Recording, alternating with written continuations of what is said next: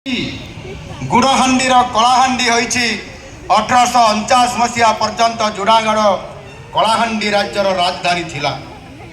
जुनागढ़ स्थित दधिबामन मंदिर रे शिला लेखरु कलाहांडीर नगर बोली दृष्टिगोचर होइछि। परवर्ती समय राजधानी भवानीपाटना को स्थानांतरित होइतिला, किंतु राज्यर नाम कलाहांडी बोली रहितिला। ओडिया रे कलाहांडीर अर्थ होउछि कला रंगर हांडी।